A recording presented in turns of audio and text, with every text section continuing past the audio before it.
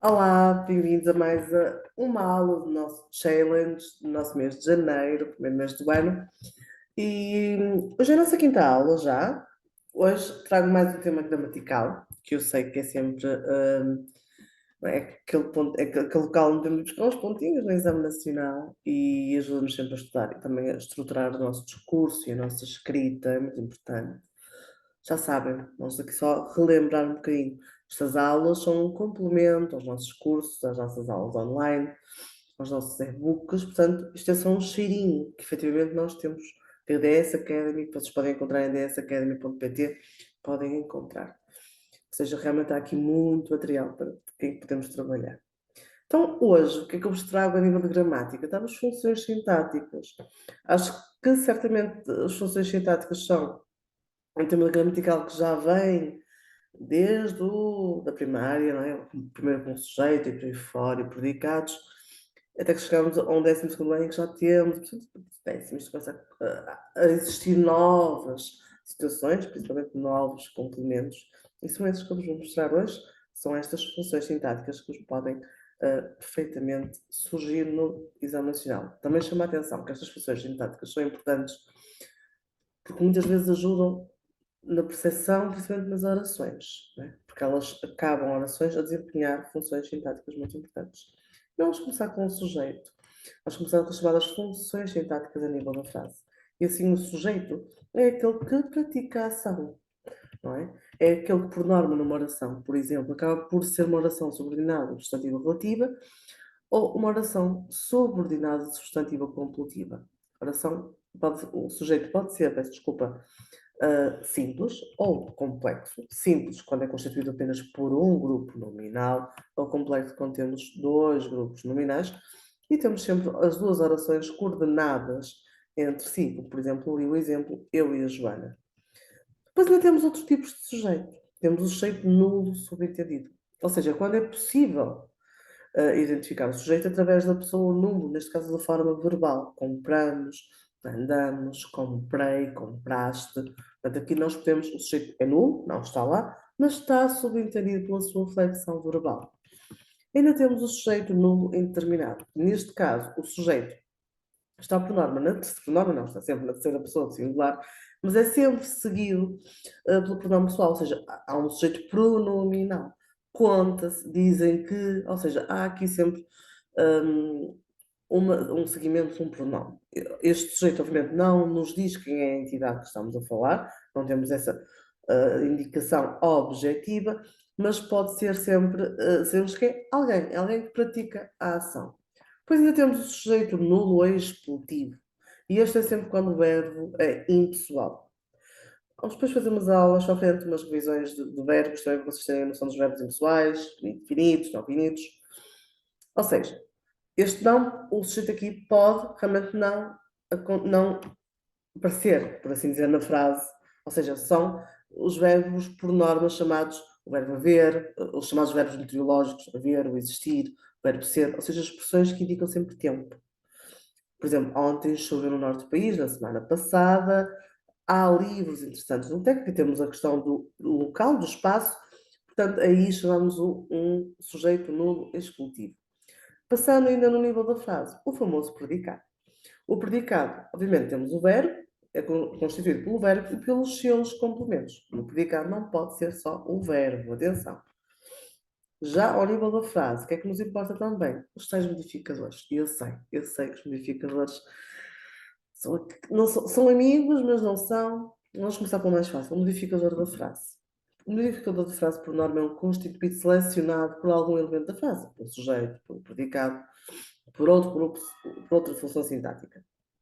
A maior parte das vezes, não sendo selecionado por estes elementos gráficos, pode ser retirado. E este é um modificador básico, ou seja, da frase.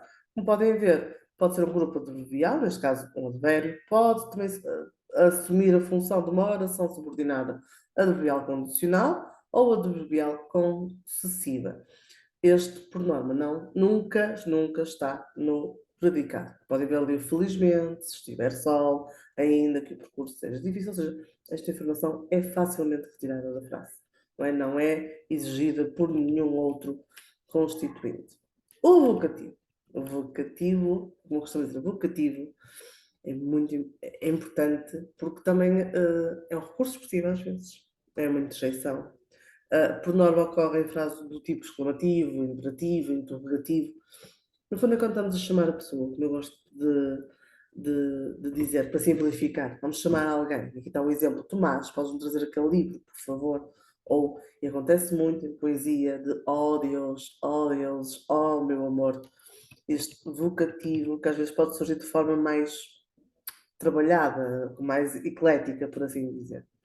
Depois temos as funções sintáticas, que se localizam só ao nível do grupo verbal. Ou seja, quando falamos do predicado, como eu disse há pouco, o predicado é constituído pelo predicado, pelo verbo mais os seus complementos, e temos aqui este exemplo.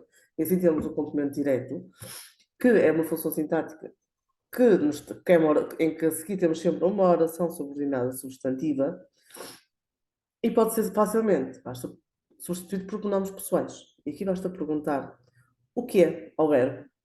Ele desvendou o quê? O mistério. Esta é a dica que eu vos deixo.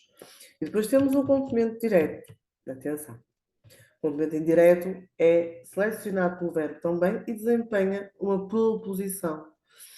E aqui, por norma, temos sempre de perguntar ao verbo o a quem. E é substituído por lhe ou lhes. Portanto, aqui é fácil saber. Acho que estes são os básicos, sempre que aprendem logo, se aprendem logo no início. Depois temos o complemento oblíquo. O oblíquo não pode ser substituído por nenhum pronome, não pode ser substituído por lhe, lhe, lhes, portanto, e por norma indica sempre, é um constituinte que indica sempre um local, ou seja, tem sempre um advérbio principal, tem sempre um local, uma hora, dá sempre uma informação extra. Não podem ver aqui o exemplo, Manuel faltou à aula, e não podemos pôr Manuel faltou-lhe, não fica correto, não é aceitável a nível português. Ainda nos complementos, chama a atenção para o complemento da agente passiva, que eu acho que dos complementos todos é o mais fácil, porque aqui é utilizado muito quando temos uma frase na passiva e não na ativa, e é indicado pela preposição pelo, que é muito fácil. Vejam aqui a frase da passiva. O exercício foi elaborado pelos alunos. Pelos alunos é complemento agente da passiva. Os alunos já passam para o sujeito quando passamos para a frase ativa. É fácil. Por acaso este eu acho que é mesmo tipo, este é mesmo fácil. O predicativo de sujeito é daqueles que também têm que saber um grupo de verbos e depois vamos, quando fizermos a nossa revisão de verbos, predicativo de sujeito é uma função sintática em que o verbo surge sempre, os verbos que surgem sempre são copulativos, ser, estar, ficar, parecer, permanecer, continuar, tornar-se, ou seja, predica algo sobre o sujeito. O sujeito fica, o sujeito é.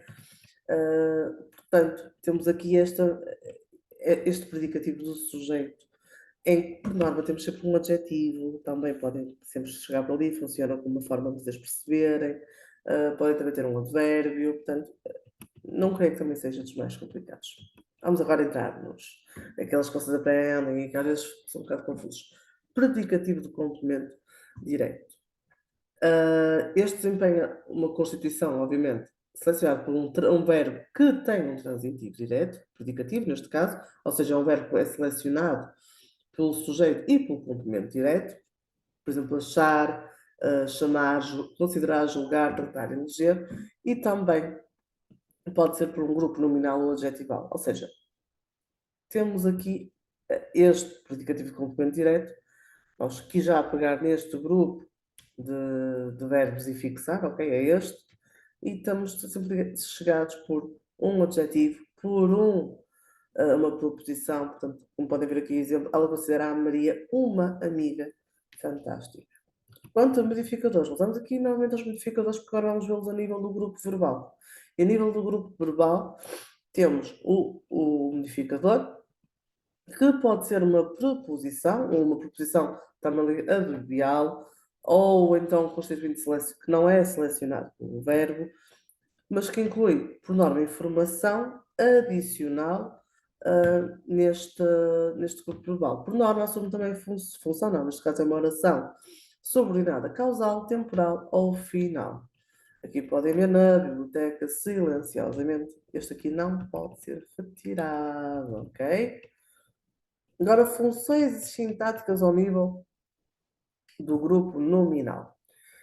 E aqui temos o tal complemento do nome. Atenção, o complemento do nome é selecionado, obviamente, pelo nome. Pode ser uma proposição, pode surgir de forma de oração, neste caso, que é menos frequente, ou um adjetivo. Portanto, aqui podem ver até no exemplo C. Registrou-se um considerável avanço tecnológico. Avanço quê? Tecnológico, a partir de meados do século XX. Ou seja, e aqui temos depois os nomes que podem surgir como complementos, nomes epistémicos, icónicos, de parentesco ou nomes de verbais. Ainda ao nível do nome, aqui temos os tais modificadores restritivos do nome, ou seja, restritivos desempenham a função que não é selecionada pelo nome, ou seja, nós aqui, como o nome indica, ele vai restringir o próprio nome, ou seja, nós sabemos que não podemos separar por uma vírgula aqui, não se pode retirar. E depois temos o apositivo do nome. O apositivo do nome está entre vírgulas, não é selecionado pelo nome. No entanto, este não restringe aquilo que quer dito acerca do sujeito, neste caso, não é? Do nome, assim é possível separá-lo por vírgulas. Por isso é que, de melhor forma, o restritivo está sem vírgulas e o positivo está com vírgulas. Depois ainda temos a função sintática ao nível do grupo adjetival. Este é só um, e este eu sei que é o mais recente que vocês deram, que é o complemento do adjetivo. O complemento do adjetivo, obviamente que vamos ter um adjetivo, e a seguir temos sempre uma proposição que por norma vai formar uma oração. Aqui podem ver o exemplo, ele está convicto da inocência do seu cliente, ou ela está entusiasmada por poder participar na competição. Mais uma vez digo, na parte gramatical, as nossas aulas que fazemos todos os dias são fundamentais.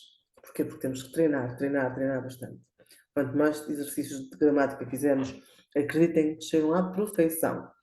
E podem sempre contam connosco aqui na DS Academy, não só português, mas nas outras disciplinas, por isso estão à vontade para retirar as vossas dúvidas, para colocar as vossas dúvidas e para contar connosco para um excelente 2023.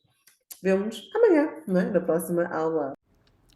A DS Academy disponibilizou para ti alguns cursos onde podes aprofundar o teu conhecimento. Entra no nosso site www.dsacademy.pt, clica em loja e traz acesso a todos os cursos. É só escolheres o que mais se adequa às tuas necessidades e efetuares o pagamento.